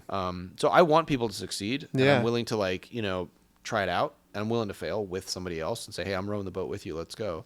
Because I feel like some people haven't been entrepreneurs before, so they don't know what it's like. Dude, I had a drone company. Like, literally our lab that we were building our own drones and stuff like that. This is like maybe actually building a drone. Yeah. Wow. Like we were programming the autopilot, and we were programming all the GPS stuff into it and stuff like that. And I was pitching these drones, this particular drone system, to DARPA, to the Border Patrol, through all this other stuff. It was my ideas, and then I had a naval engineer that I was friends with through the Porsche community. Yeah. And like we were going to like, you know, the naval base, and I'm like making a pitch, and he's like, what do you do? And I'm like, oh, I pitch for the Rangers, you know. He's like, so you're just a patriot? I'm like, hey, listen, I show him the tattoo. My grandfather was in the Navy, my dad was in the Air Force. Like, this is what I really want to do. I wanted to be a fighter pilot, but I chickened out. So they're like, oh, that's cool. But then, you know, Northrop gets the contract or something like that. So like I was in pitch competitions to like land contracts for drones and stuff like that I was designing. It failed. Yeah. Okay. Like I probably lost 150 grand on that over the course of like a year and a half or 2 years. At the time I was making millions playing baseball, so I didn't feel it. But what really sucked was Paul and I, my partner, our lab blew up because some of the batteries that we were like trying to hot rod some of the batteries and the stuff. So like it blew up and like everything burned and then we lost everything. And so that was really hurtful, you know, because I felt like eventually we would have, you know, something figured out with how to commercialize it. But anyways, so yeah, it's not all W's. Like no one wins everything, and that's the thing I hate the most about this entrepreneurial bro culture, is there's people that say like, oh yeah, join with me, I'll win. It's like, okay, yeah, well, let's talk about your losses. You know, if you don't have any battle scars, you haven't really been in a fight. Right? Like I've been punched in a fight. Like I've had a line drive hit off my head. I've had all these bad things happen, you know, and I have scars. Right. Those scars are permanent knowledge. And they're lessons, right? And I learned lessons as an entrepreneur. I had a partner that's now in jail that screwed me over when I had the McLaren store. And you know, I had to go after him. It was a whole thing.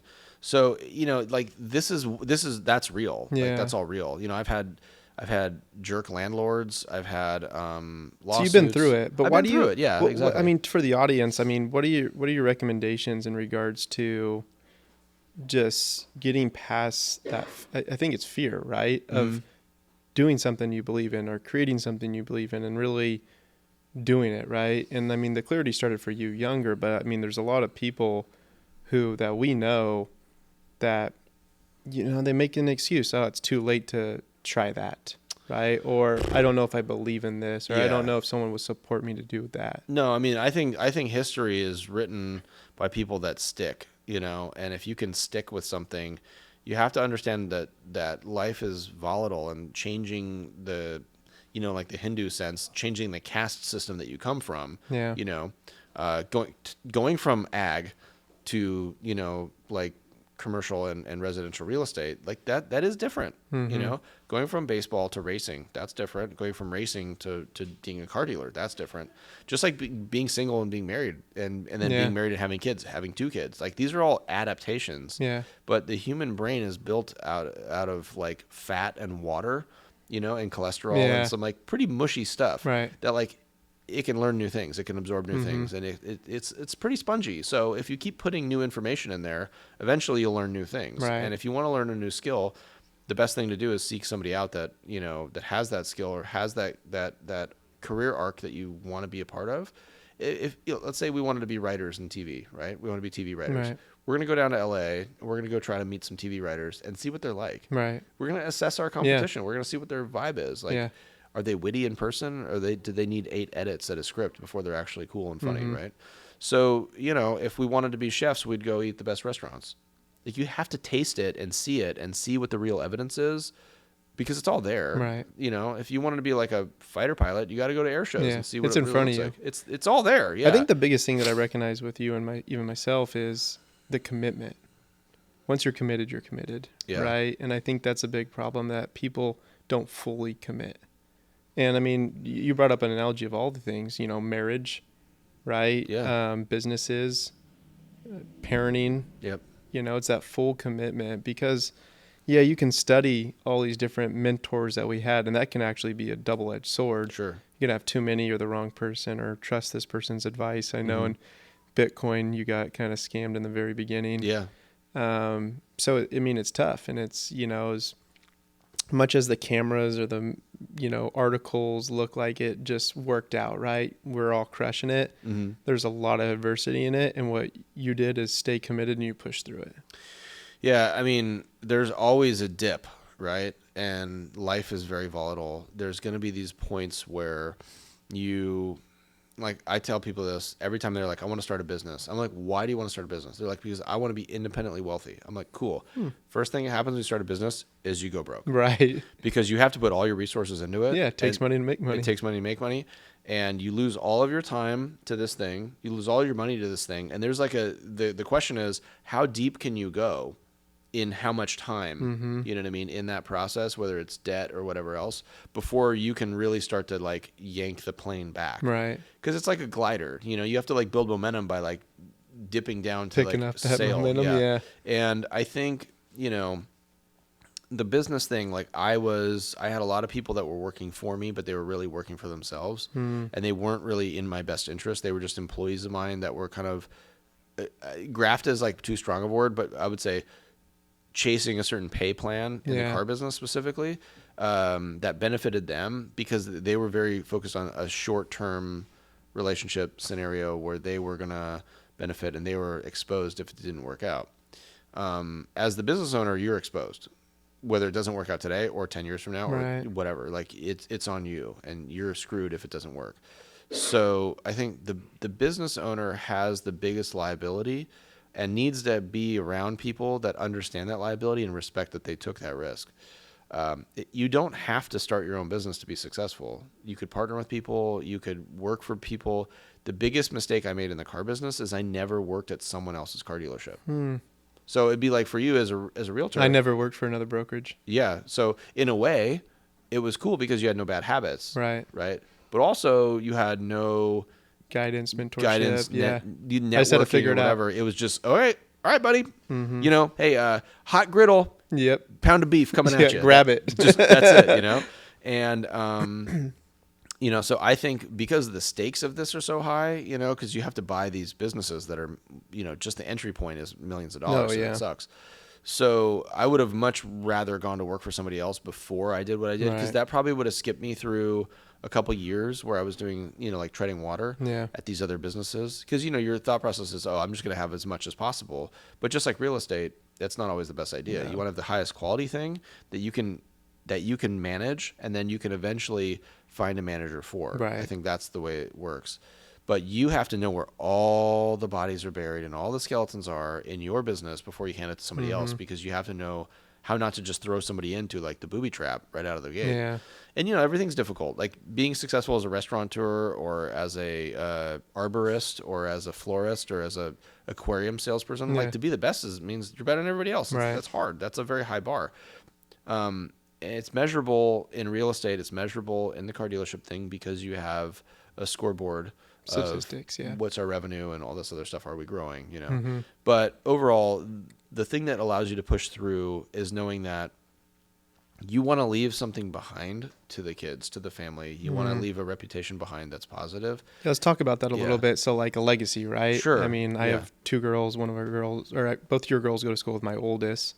And so what does a legacy look like to you? Because I'm sure as you play professional sports, one legacy looked one way. And now with all your different businesses, it looks possibly another, and your and your wife's businesses. So, I mean, what does that look like? Because I question myself even at times, right? Of you're building up this company, we're doing investments, and we're in the people business, or we're treating people right. We talked about long-term longevity, not only in life of being there. So choosing all the healthy choices and options that we do in our physical life, but also mentally. What does your legacy look like? So you can't really, until you really confront your mortality, this sounds really grim, but until you really confront your mortality and how close it is, it's difficult to say what the final product should be. Right. I think a lot of people go through life not wanting to know how they're going to go out. And therefore they don't take a lot of risks and don't do weird stuff like do a $140 on a motorcycle or 405 or shark diving or something like that. for instance. I've done those things because like I am kind of curious about what it feels like to be almost there, you know? And I guess my fascination from that just comes from the movies I watched. Like, you know, like at certain points of Star Wars, it looks pretty grim for Luke Skywalker. Yeah. You know? It looks really grim for like the guys in Jaws. You know what I mean? It looks like they're about to sink and this shark's going to eat them and their boat and everyone's going to die. No one's going to know the story. So I think the will to survive is like the number one thing, but also being realistic and saying, all right, like certain things are dangerous. I don't want those things to happen to me. As a result of that, I'm going to alter my lifestyle to either eat better, work out more, because I don't want to be a statistic of like the guy that drops dead at 45 jogging in a park. Like, I don't want that to be me. So what do I have to do to prevent that? And you start that as that's like how you fill out the puzzle. Preset, yeah. You find the borders and you're like, okay, this is all the stuff I don't want. So legacy wise, you know, getting to that, I don't know. I don't necessarily consider it that big of a deal, but I feel like there are people that can make positive changes in their community and the larger community, you know, like their state or their country or whatever. And I feel like, you know, those people are generally just more committed. Well, I've already proven that I'm really committed. Yeah. So then the question is, okay, what's next? Is it like, oh, I just achieve a sort of like large holding of car dealerships at some point and then it's worth a pile of money? Then like, what do I do with that? Right. You know, I feel like if I can inspire anybody to come from relatively humble means and with no believers, you know, in them, because there's always prospects that are like, oh, this guy can't miss, you know, whether that's sports or music or whatever else. Acting, obviously, people fail all the time that were supposed to succeed. Oh, what if he would have not got hurt, or what if they would have not have, you know, died in this accident or whatever. So for me, it's more like I just want to have the most amazing life that with the most full life anybody could potentially have, within certain, you know, obviously, you know, like not doing drugs and stuff like that.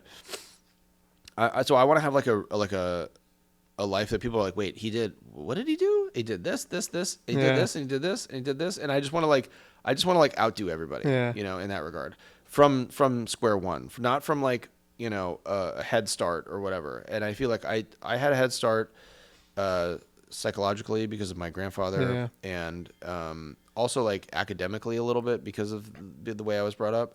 But, the most important thing is if I can teach my kids the lessons that I learned as an adult when they're still kids, then I'm psychologically giving them a time advantage over the rest of the world, because I'm teaching them lessons that I had to break an arm for, right? Or I had to get shoulder surgery for, or I had to like, you know, get defrauded to learn. I want to teach them those lessons earlier than I had to learn them. Yeah. So if like on a net average, if you can teach your kids everything that you know 10 years earlier than you, I mean, just think about how much more productive they'll be in that 10-year span. Way further, you know. Yeah. So if like your daughters, when they're 22, know everything that you know when you're 32, 42, then that's like you're talking about a kind of like ROM versus RAM thing. Like they have random access memory to all this stuff that is going to be useful for them to allow them to make decisions and make better decisions. Yeah, so huge win. If you make better decisions than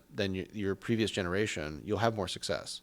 It's about making consecutive good decisions, right? Just like, you know, compound interest, right? We're talking about that. And if you, from a real estate standpoint, get a couple debt servicing properties and you manage those correctly, then that allows you to accumulate extra capital, right?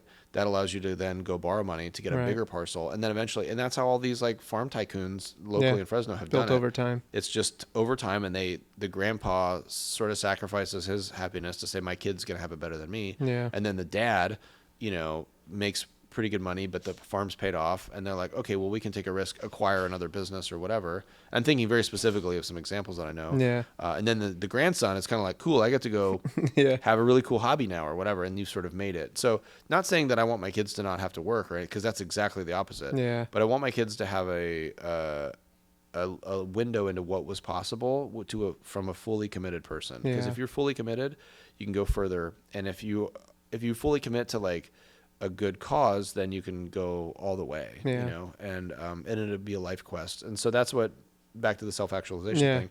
If they follow that type of mindset, then I've succeeded as a dad. But more importantly, if I can convince my employees to follow that for themselves, maybe I will teach them how to be general managers and owners of businesses one day, or something like that. And seeing them grow to their full potential. Yeah, that's all that matters. Like if everybody grows to the full potential, this is a crazy math experiment, right? But when people were talking about how infectious diseases are and stuff like that, and how they're spread and whatever, they said, oh, there's like an R factor, right? The R factor for like this particular, thing was like 1.6. So the average person gets 1.6 people sick. So if you think of it the same way, but like good ideas can be just as viral, how many people, like if you think of Robert Kiyosaki, who wrote Rich Dad Poor Dad, and all of the work that he's done over the last 35 or 40 years of authoring stuff, how many people he's inspired or saved from making a couple bad decisions. Oh, so many. And the compound interest of that for humanity. Right. So now you have all these people like me that built wealth based on the fact that they read a really good example of how to do it and not do it, and didn't make mistakes. Like I haven't made any mistakes with real estate, thankfully. Maybe one mistake, which was, but I don't know. I can't even. You live there, so it didn't really count. Well, no, I'm saying like I have this house in Dallas right now that I rent out, right. and like I have to pay property taxes on it, but I get. No, you were living there though, from my understanding, when you bought that house. Yeah, I was living there. Yeah, exactly, and I paid too much for it, and it's probably not worth what I paid for it originally, which is. But it's like I look at the sort of tax benefits I received from living there, and I'm like, well, it definitely overshadows the downside in the equity. But I have somebody paying for it now, so if I just ride that out. You know what I mean? Like, how many payments has that person made, and then what's my net in that eventually? Now, I'd much rather have a place at like Lake Travis and Austin or something, but whatever. So, I think it's like if you look at everything, like you want to you're holding on to yourself, and you want to have the best life you can have.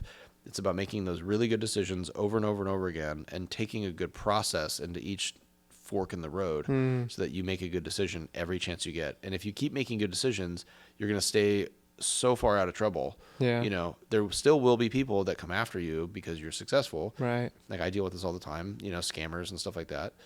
And that sucks, but it is part of the way humanity is, that it's not 100% good apples, and you just have to accept that. It's not being delusional. It's understanding that there's some psychos out there, medically, and they should not be given the keys to certain types of devices. Or what about businesses. people with like shortcuts? That's a big one that people look for, that angle to get there quicker, right?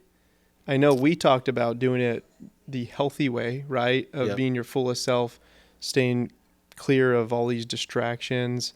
But I mean, I'm sure you see it a lot with employees, right? That's a topic of conversation for a lot of business owners, is that they take shortcuts. We're probably going to see our kids want to take shortcuts, right? And try to get away with certain stuff. Yeah.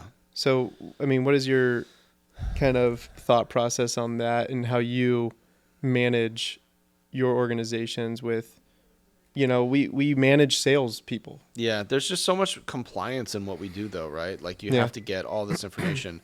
So the key is really not letting the decision makers put you in the trick bag because they're trying to like make a quick buck. Because there's people out there that will like sort of dangle a quick buck opportunity, and then you'll be like, wow, this is a steal. No, it's not. Yeah. It's probably a bag of tricks, and it's probably photoshopped, and it's probably got undisclosed problems, and it's probably got this, and this, and it's probably got these real issues and these real problems that you're only going to find out after you've been put in the trick bag and bought it. Yeah. And so I think that's where it's difficult in this, and I think it's very parallel when you're buying a house, especially as an investment property that you're going to put a renter in or something. Because like that has to be a place that you can trust is going to be solid, because a renter will find all the nooks and crannies and all the problems with that place. And then your reputation goes with it. Yes. And so somebody said something to me recently, which was there's no such thing as foolproof, because inherently what you're doing is you're underestimating the ingenuity of fools. I love that. It's really funny. But like, there's no such thing as like, because fools will do things that are illogical. Yeah. They'll go backwards. You know what I mean? And you'll be like, oh, I didn't know that you could. Why would anybody even try that? Well, because they're a fool, right? Yeah. It's like, oh, why did you try to put like a foil wrapped baked potato in the microwave? Well, I thought it would heat it up faster. Bam, like house fire, right? So in the car business, that comes from people that are trying to like.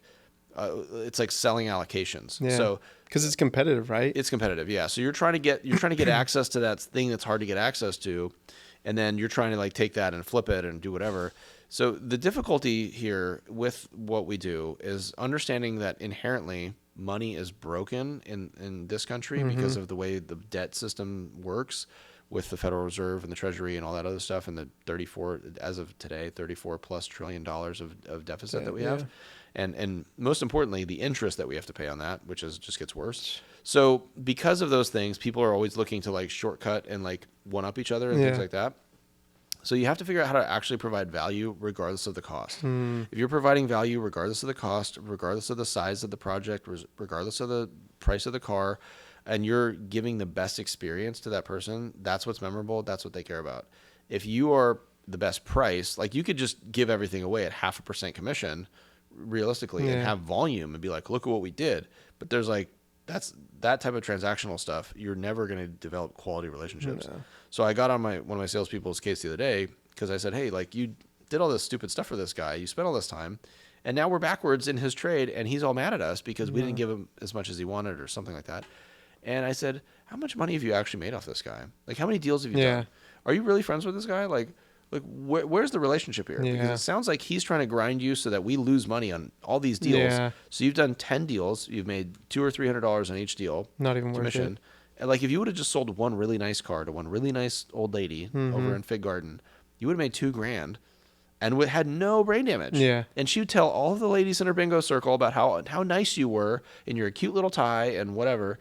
And instead you're like letting this dude grind you to pulp. So you can make $200. Like, time value, man. You have to value your time enough to say, I only want to go after the most quality things. And that's like dating. You know, if you hold yourself to a high dating standard, then that's a really good experience for like the same thing with client management, right? You only want great clients. If a client becomes a headache over a certain temperature, you just have to just fire the client. Let them go. Like, see you later. Because not everybody's going to be a forever client 100% of the time. Some people you don't want, and they're just brain damaged. It's for a reason. And sometimes you fire somebody and they come back around and they have like an epiphany.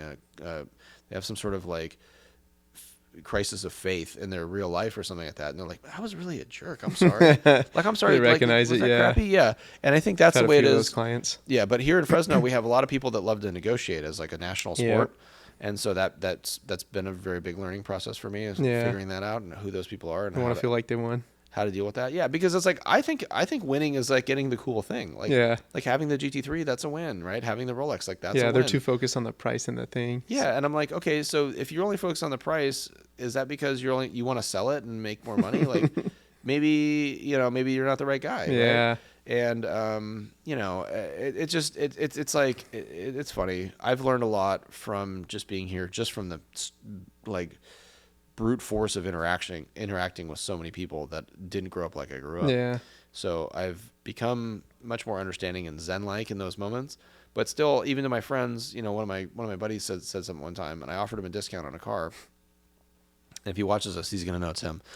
And this is the time when cars were all going for over MSRP. And I'm like, listen, man, I really need to sell this car. I'll give it to you for $5,000 off.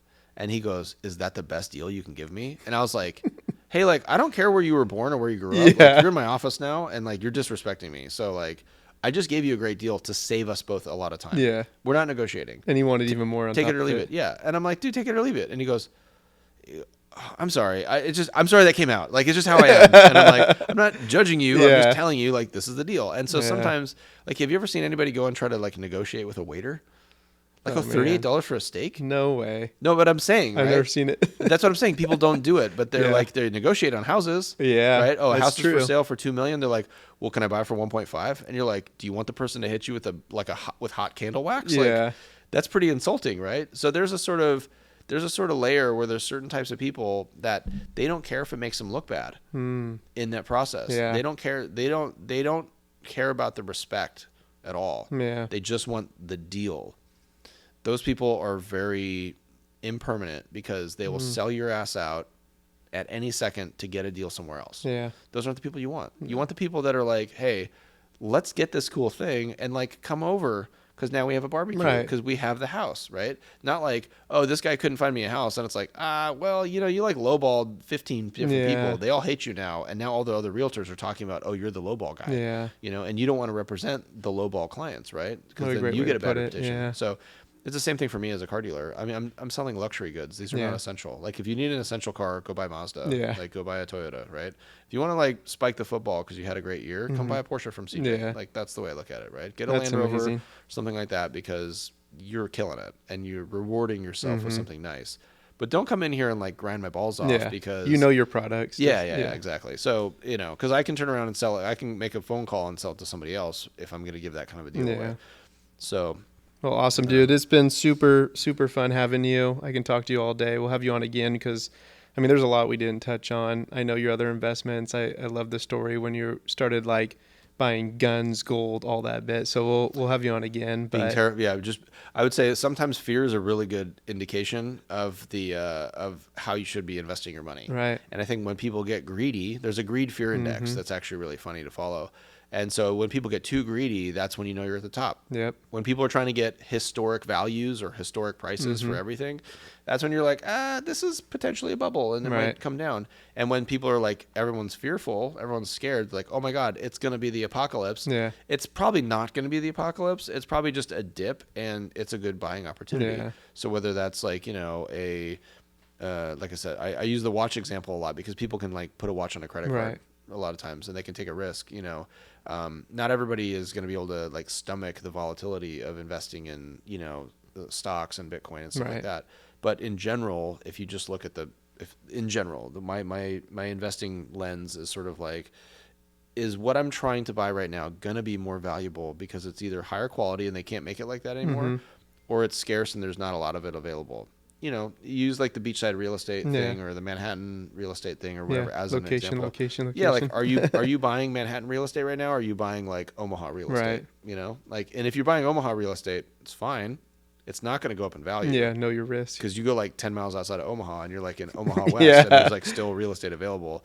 But so I think it's all, for me, it's all about understanding scarcity, understanding quality and durability. And if you're investing in things that have both of those components, that's like a good long-term recipe. Yourself up, yeah. That's my biggest investment synopsis, I guess, over the last 30 years of buying things and selling things and stuff like that. I love it.